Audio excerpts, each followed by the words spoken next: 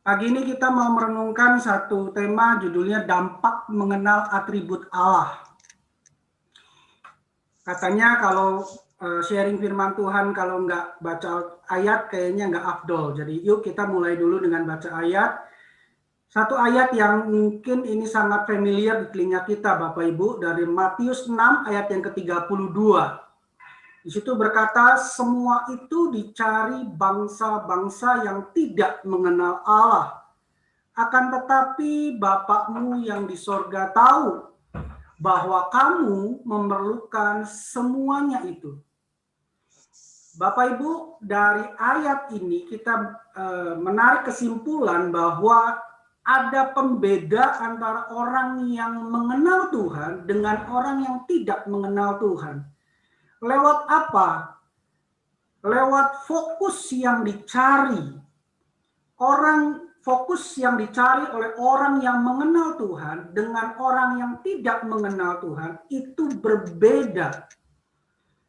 Nah, kalau kita lihat apa yang dicari oleh orang yang tidak mengenal Allah, tadi kan dikatakan semua itu dicari oleh bangsa-bangsa yang tidak mengenal Allah. Lalu apa yang dicari oleh bangsa-bangsa yang tidak mengenal Allah itu?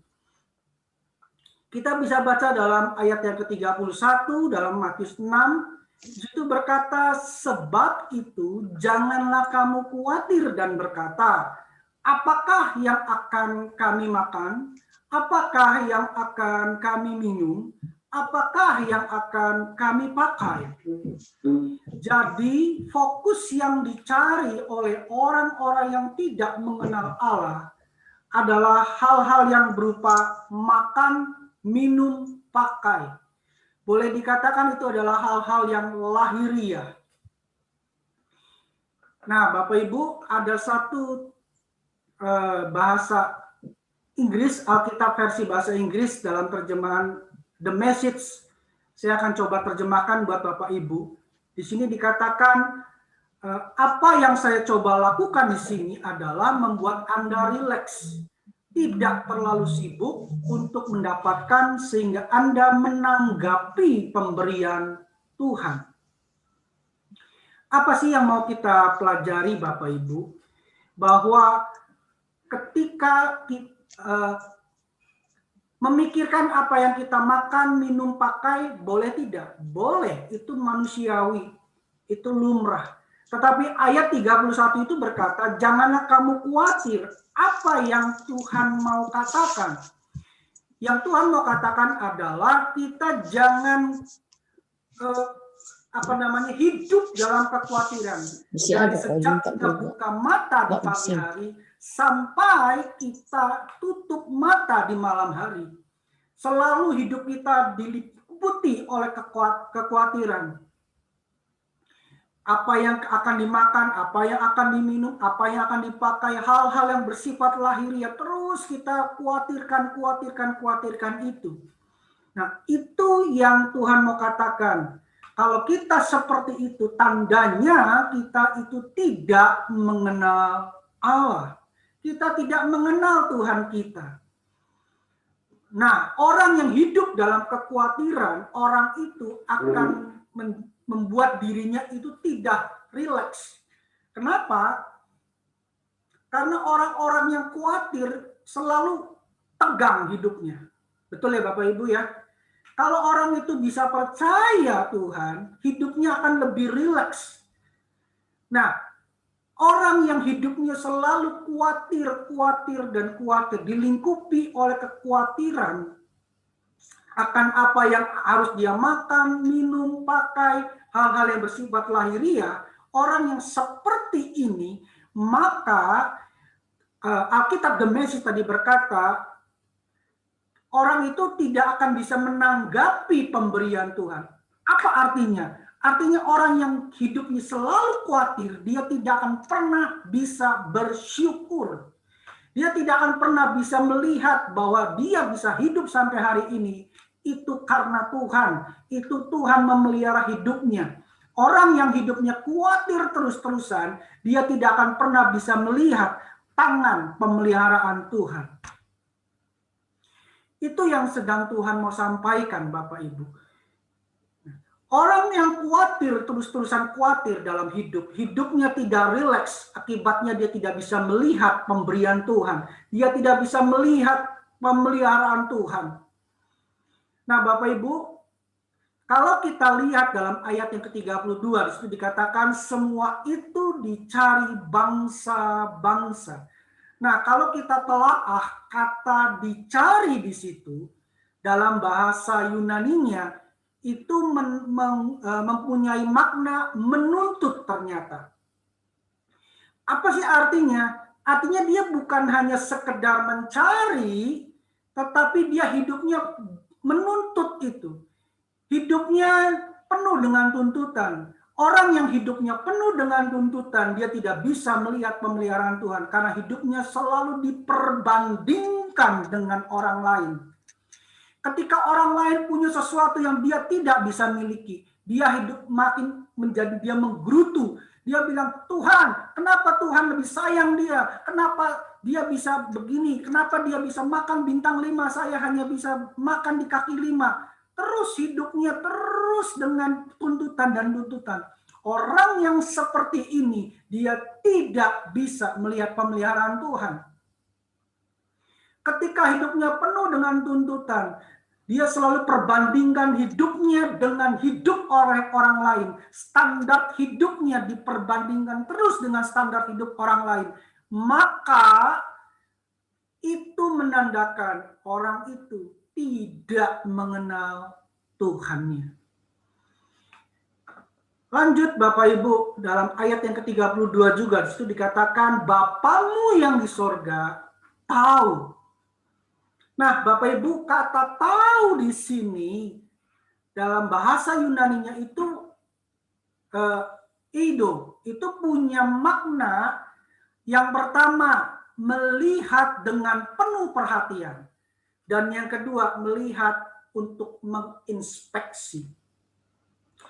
Kenapa ayat sini dikatakan Bapamu yang di sorga tahu? Kenapa Tuhan tahu? Karena Tuhan melihat kita dengan penuh perhatian. Tuhan selalu matanya memandang kita dengan penuh perhatian. Karena itu Tuhan tahu apa yang kita butuhkan. Karena itu Tuhan tahu apa yang sedang kita perlukan. Orang yang mengenal Tuhannya, hidupnya akan bisa lebih rileks. Karena hidupnya tidak hidup dalam tuntutan. Semua list-list daftar-daftar dihadapkan kepada Tuhan dan dia selalu menuntut. Tuhan, dia mengklaim begini, mengklaim begitu. Kalau Tuhan sayang saya, klaimnya hal yang ini, klaimnya hal yang itu, hal A, hal B, hal C, semua diklaim dari A sampai Z. Hidupnya penuh dengan tuntutan. Karena kenapa? Karena dia tidak percaya, karena dia tidak tahu, tidak mengenal Tuhannya. Sehingga dia tidak percaya, sehingga dia tidak tahu kalau Tuhan Bapaknya yang di sorga itu tahu apa yang sedang dia perlukan, sedang dia butuhkan. Nah, Bapak Ibu, mari kita renungkan. Kalau kita percaya Tuhan, artinya kita harus mengenal Tuhan. Kenapa? Karena Tuhan itu begitu baik buat kita. Matanya tidak pernah lepas dari kita. Dia selalu matanya hidup dari selalu memandang kita. Karena itu dia tahu betul apa yang kita perlukan, apa yang kita sedang alami, apa yang sedang kita hadapi. Orang yang mengenal Allah, maka ia akan percaya kalau Tuhan tahu persis. Garis bawahi kata tahu persis. Jadi bukan hanya sekedar Tuhan, ya kebutuhan manusia biasalah. Tidak. Pribadi demi pribadi, Tuhan tahu persis apa yang dibutuhkan. Kadang-kala Tuhan tidak memberikan apa yang kita inginkan. Kenapa? Karena buat Tuhan lebih utama apa yang kita butuhkan daripada yang kita inginkan. Orang yang hidupnya penuh dengan tuntutan, dia selalu mengutamakan apa yang dia inginkan daripada yang dia butuhkan.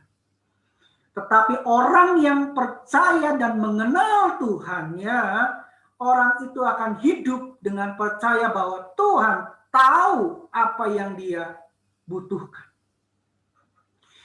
Nah, orang yang mengenal Allah itu tahu persis apa yang dia butuhkan. Kenapa? Karena orang yang mengenal Allah itu pasti mengenal atributnya Tuhan. Nah, pagi ini yuk kita sama-sama renungkan. Apa sih atribut-atribut Tuhan? Kita baca dulu dalam Yesaya 41 ayat yang ke-13. Yesaya 41 ayat yang ke-13. Di situ dikatakan, sebab aku ini Tuhan Allahmu, memegang tangan kananmu dan berkata kepadamu, janganlah takut, akulah yang menolong engkau. Sekali lagi, sebab aku ini Tuhan Allahmu yang memegang tangan kananmu dan berkata kepadamu, janganlah takut, akulah yang menolong engkau. Bapak Ibu, kalau kita pelajari lebih dalam, kata Tuhan dalam ayat ini, itu bahasa Ibrani-nya itu adalah Jehovah atau Yehova. Apa sih arti kata Yehova? Mungkin kita sering dengar Yehova, Yehova. Apa sih arti Yehova itu? Yehova punya arti the existing one. Ya, boleh diartikan Tuhan yang sudah ada dan Tuhan yang selalu eksis setiap waktu. Apa sih artinya eksis setiap waktu? Artinya dari tempat A, tempat B, tempat C di jam 1, jam 2, jam 3 selalu eksis. Saya punya teman Bapak Ibu, hampir semua persekutuan dia selalu ada.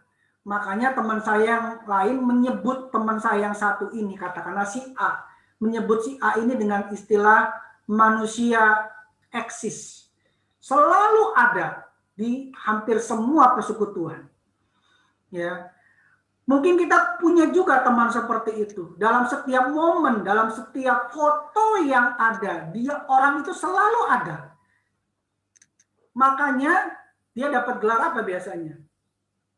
Orang yang eksis. Apa artinya Tuhan itu Tuhan yang eksis? Tuhan kita itu Tuhan yang eksis setiap waktu, setiap zaman.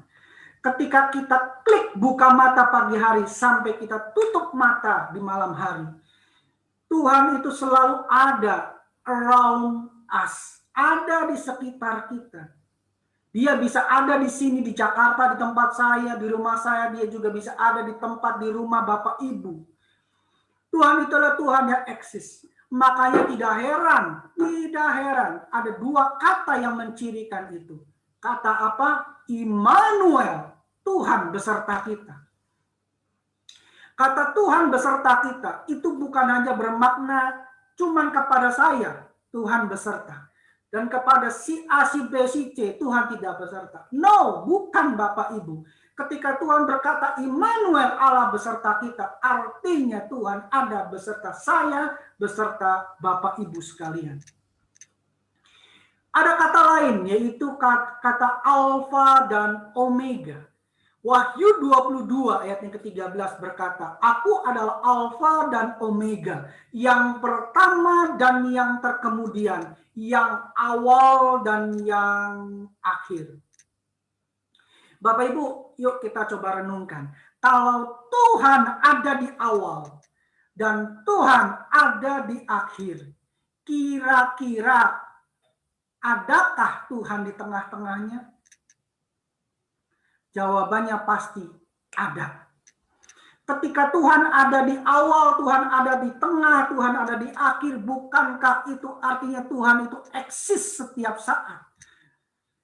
Ketika dulu zaman nenek moyang kita, Tuhan ada, zaman Orang tua kita, Tuhan ada, dan zaman kita, bahkan zaman sampai zaman anak cucu kita, Tuhan juga ada. Bukankah itu artinya Tuhan kita eksis?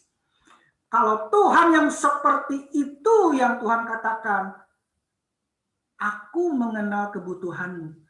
Masihkah kita tidak percaya kalau Tuhan sanggup pelihara hidup kita? Lanjut, kata Allahmu, kata Allah dalam Yesaya 41 ayat yang ke-13. Itu kata Ibrani yang digunakan adalah Elohim. Elohim itu apa artinya Bapak Ibu? Elohim itu artinya the supreme God. Allah yang unggul. Apa arti unggul Bapak Ibu? Arti unggul itu berbicara selalu menang dalam setiap kompetisi. Selalu menang dalam setiap kondisi ujian, dalam setiap problem, dia selalu tampil pemenang. Itulah katakanlah unggul.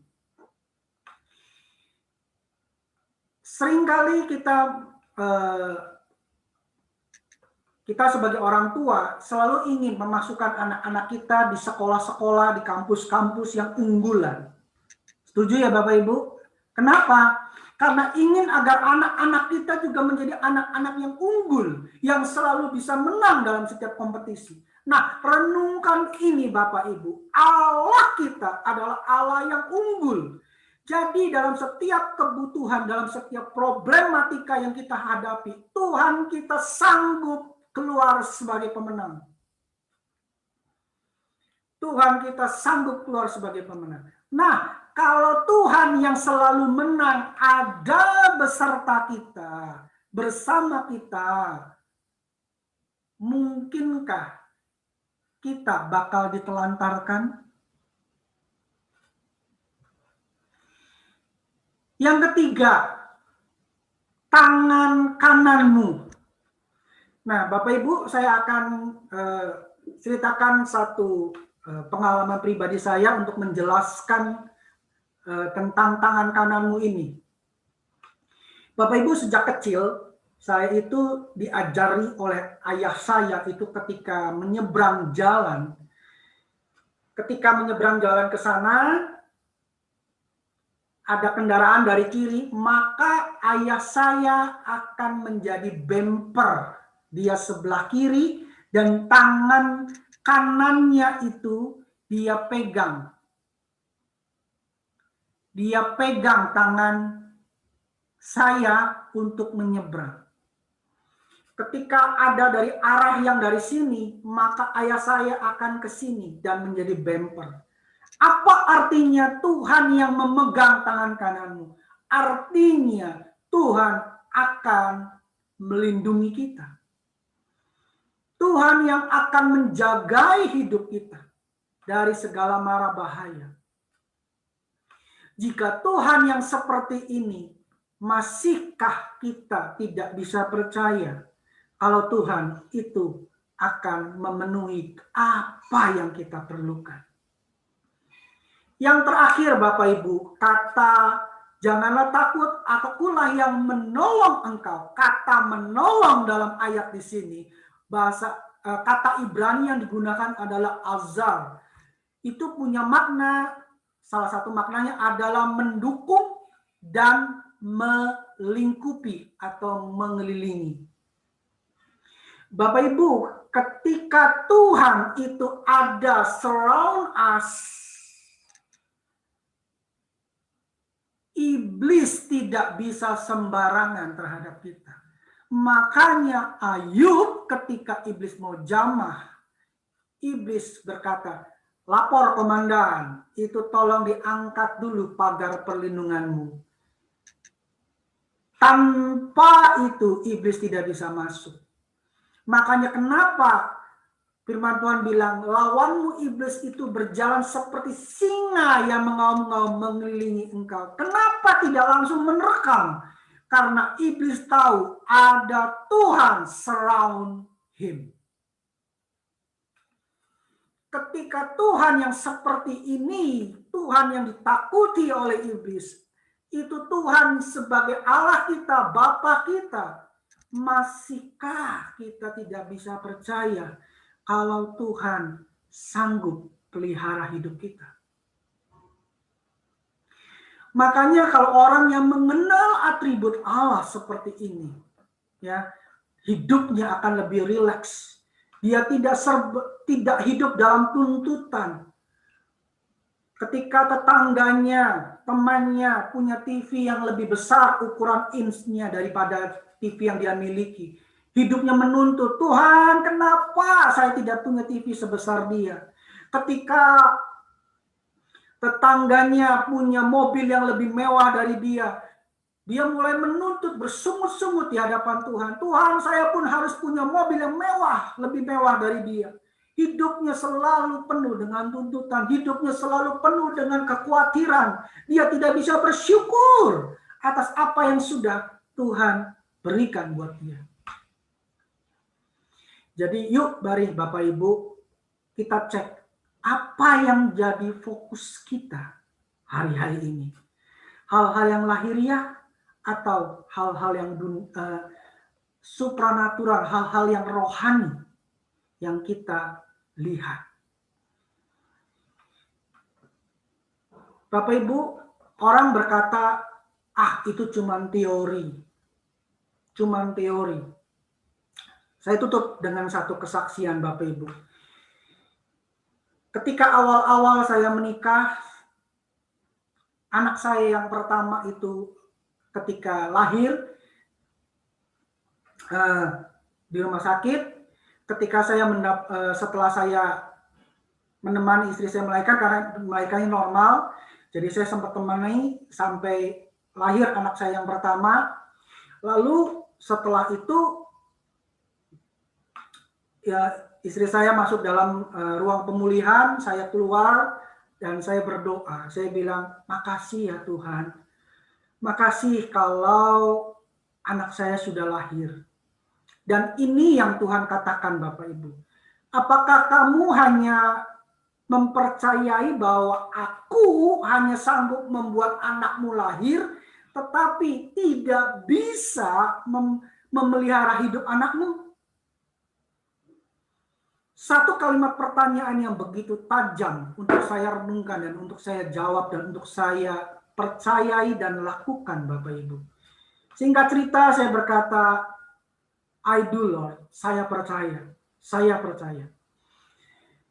Singkat cerita ketika anak saya yang besar ini wisuda SMA, ketika dalam barisan anak saya masuk ke gedung acara, ke ruangan acara, Bapak Ibu, kalimat yang sama ketika anak saya itu lahir, Tuhan ingatkan kembali. Tuhan bilang, apakah engkau masih bisa percaya bahwa aku bukan hanya mampu membuat anakmu lahir, tetapi sanggup memelihara hidup anakmu. Ketika anak saya lahir, anak saya yang pertama lahir, kondisi ekonomi saya itu lagi tidak baik Bapak Ibu. Ya, banyak kontrak-kontrak kerja saya yang diputuskan secara sepihak. Bukan karena kesalahan saya, tetapi karena justru saya membela yang benar. Saya mencegah korupsi di perusahaan itu. Malah akhirnya saya di stop kontrak kerjanya.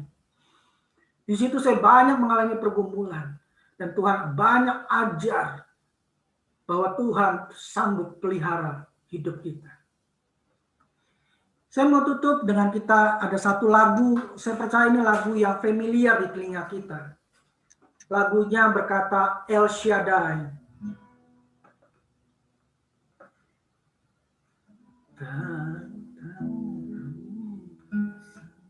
El Shaddai, El Shaddai, Allah Maha Kuasa. Dia besar,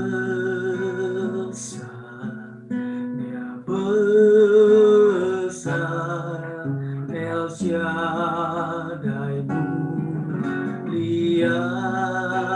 El Shaddai, El Shaddai. Shaddai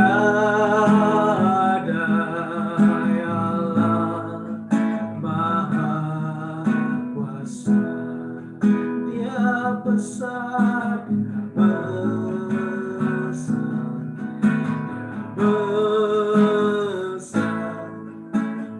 El Shaddai. Ketika kita tahu atribut Dia, ketika kita tahu siapa Dia, maka kita akan lebih tenang hidup kita. Karena kita tidak lagi memusingkan akan hal-hal yang lahiriah. Karena kita tahu Dia, Bapa kita di sorga, tahu kebutuhan kita. Mari kita berdoa Bapak Ibu. Bapa, hamba-Mu sudah menyampaikan isi hati-Mu Tuhan. Biarlah firman-Mu ini boleh terus Engkau bicara secara pribadi kepada kami yang mendengarnya pagi ini Tuhan. Biarlah Tuhan firman-Mu ini boleh terus menguatkan bahwa Engkau sungguh Allah yang memelihara hidup kami. Sehingga kami nggak perlu pusing dengan hal-hal itu. Sehingga kami nggak perlu hidup kami stres memikirkan hal-hal itu. Khawatir, hidup dalam kekhawatiran, kecemasan akan hal-hal lahiriah. Karena kami percaya Tuhan yang kami sembah adalah Tuhan yang sanggup pelihara hidup kami. Meteraikan firman-Mu Tuhan. Dalam nama Tuhan Yesus. Haleluya. Amin. Amin. Tuhan Yesus memberkati Bapak Ibu. God bless. Ya, terima kasih.